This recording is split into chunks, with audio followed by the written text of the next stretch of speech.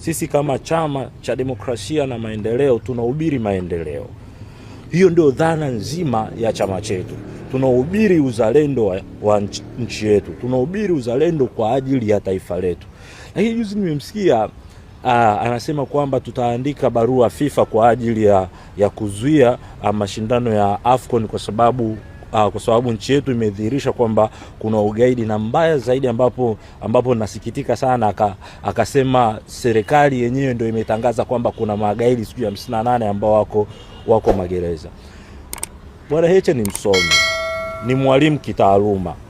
Sasa unaposema kwamba kuna magaidi, ina maana kwamba tayari mahakama imeshatoa hukumu. Anashindwa kutofautisha kati ya mtuhumiwa na mhukumiwa. Hawa ni watu wawili tofauti. Kilichopo kwenye nchi yetu sasa hivi leo ni kwamba kuna watu ambao wanatuma za kupanga au kupangilia kufanya ugaidi kwenye taifa letu, lakini hakuna mahakama yoyote ile katika taifa letu ambayo imewahi kuhukumu kwamba huyu mtu ni gaidi, na kwa sababu ni gaidi basi kwa mujibu wa sheria hukumu yake ni hii. Hakuna kitu kama hicho. Kwa kilichopo leo tunaongelea tuhuma zilizopo kwenye mahakama. Tunaongelea tuhuma ambazo bado ziko mahakamani. Hakuna mtu hata mmoja ambaye leo hii amehukumiwa kwa ajili ya ugaidi. Turejee kesi ya Mheshimiwa Freeman Aikaeli Mbowe ambayo alipewa kesi ya ugaidi.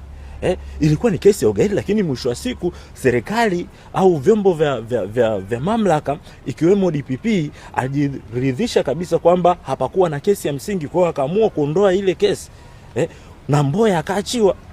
Leo tuna watu ambao wako magereza, wako mahabusu kwa ajili ya hizi tuhuma za ugaidi. Hawa watu mpaka sasa hivi hawajahukumiwa. Kwa nini Bwana Heche anasema kwamba serikali imethibitisha kwamba kuna magaidi? Ni kitu gani ambacho Heche anakijua? Ni njama zipi ambazo Heche anazijua ambazo alikuwa yeye amepanga? Sasa watu wake wameshakamatwa, kwa hiyo ameshatoa hukumu. Sasa yeye kama jaji ameshatoa hukumu kwamba kuna magaidi, kitu ambacho sio kweli.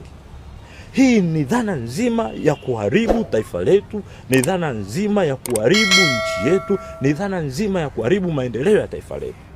Leo hii AFCON inavyokuja kufanyika Tanzania, serikali yetu imetumia a lot of money, a lot of billions kwa ajili ya kuiconvince shirikisho la soka Afrika liweze kuruhusu AFCON ifanyikie Tanzania. Billions of money zimetumika. Leo miundombinu inatengenezwa kwa ajili ya AFCON. Lakini Bwana Heche anasema eti tutaiandikia FIFA tuzuie AFCON, kitu ambacho ni mtu ambaye sio mzalendo pekee ndio ana uwezo wa kuongea maneno kama hayo. AFCON inapokuja Tanzania, sisi kama Watanzania tunanufaika. Watakuja watu wengi kutoka nje. Mtu akija kuangalia mpira, kwa mfano uwanja ule wa Arusha, mtu akija Arusha kuangalia mpira atatamani kwenda Serengeti. Huyu mtu atatamani kuingia Ngorongoro. Huyu mtu atatamani kupanda mlima Kilimanjaro. Hata ishia tu kuja kuangalia. Akienda huko ni fedha hizo ambazo tunaingiza. Hawa watu akija, mahoteli yetu yatapata wateja. Mahoteli yetu watu watalala. Ni kipato hicho ambacho kinaenda kutengenezwa. Hawa watu watakula, kuna wengine watashuka kula mpaka huku kwa mama ntilie ili wajue utamaduni wetu, ili wajifunze uhalisia wetu. Wataenda mpaka huku kwa mama ntilie. Mama ntilie nao watafanya kazi. Mama mboga watafanya kazi.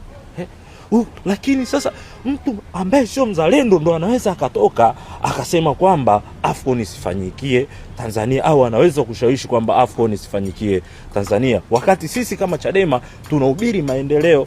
Sasa tunapohubiri maendeleo alafu bado Heche anakuja kuongea, makamu mwenyekiti anakuja kuongea kwamba tuandike barua FIFA ili tuzuie AFCON, ni vitu ambavyo ni vitu vya ajabu na vitu vya hovyo, na ninarudia tena, ni mtu mjinga ambaye hataki maendeleo ya taifa letu ndio anaweza kuzuia AFCON.